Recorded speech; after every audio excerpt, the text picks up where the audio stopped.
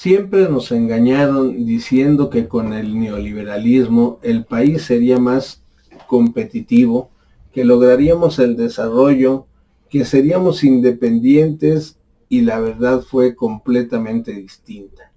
Más miseria, inmensas fortunas saqueadas en nuestros recursos naturales, minerales, hidrocarburos, etcétera, a tal grado que llegamos a tener al hombre más rico del mundo por un tiempo. Las fortunas de la oligarquía crecieron como nunca antes.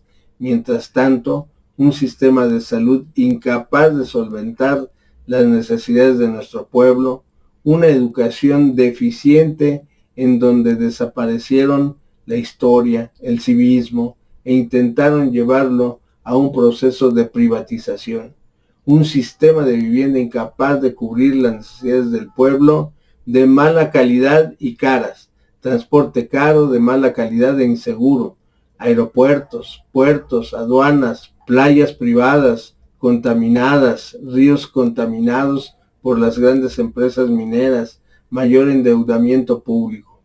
En esta ocasión veremos el periodo de la alternancia de Vicente Fox a Enrique Peña Nieto.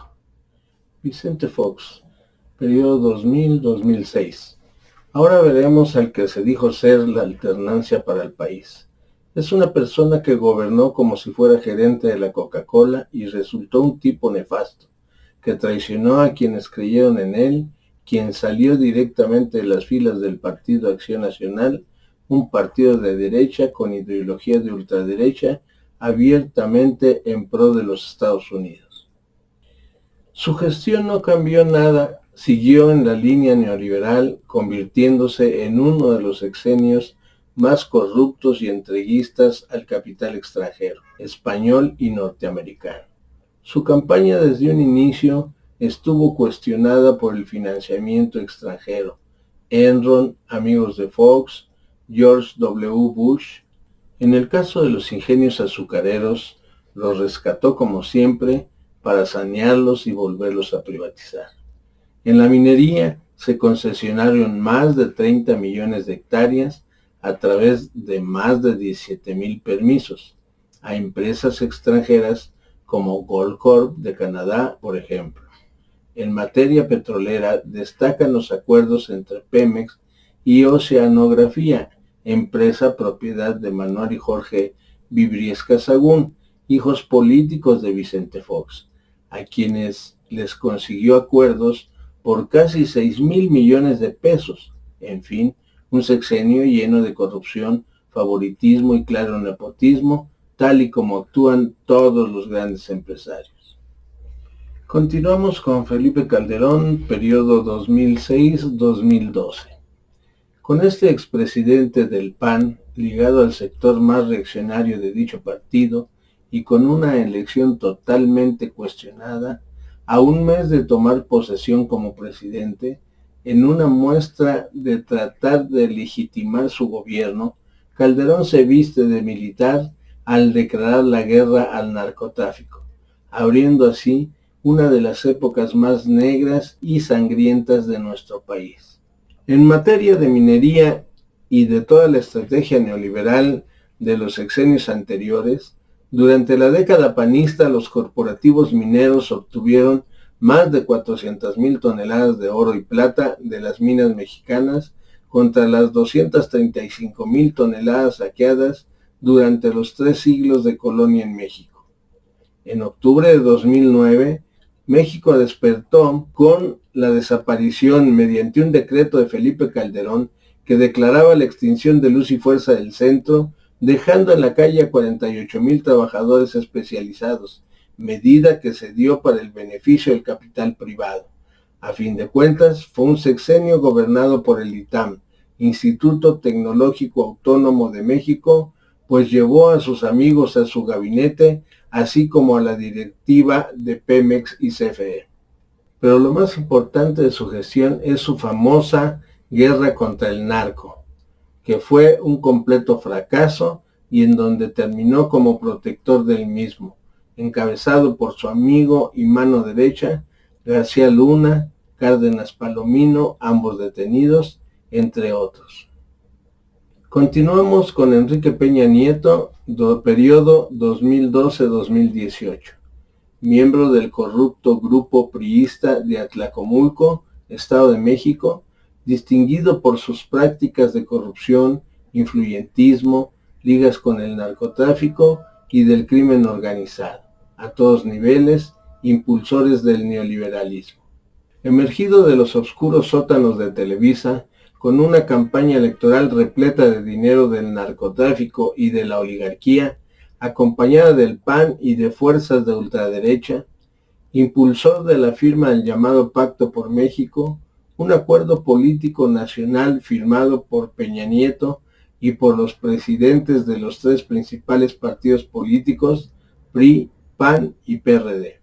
Pacto que tenía como finalidad alcanzar los objetivos finales del neoliberalismo iniciado por su partido y por Carlos Salinas de Gortari, para entregar totalmente el país al capital financiero nacional e internacional y evitar por siempre el desarrollo de nuestra nación, su independencia y libertad.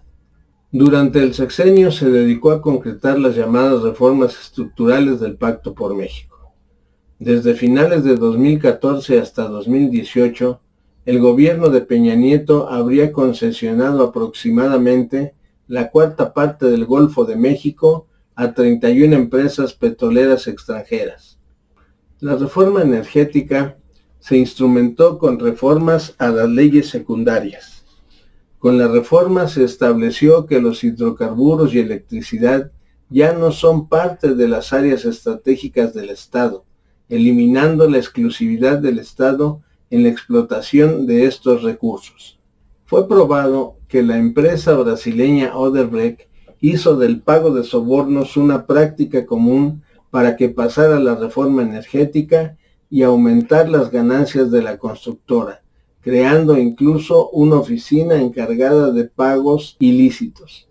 OHL e IGA, dos grandes monopolios de la construcción, española la primera, la que dejó inconclusas las obras del segundo piso de la carretera a Querétaro, y la segunda, la constructora de su famosa Casa Blanca, recibieron contratos de millones de pesos.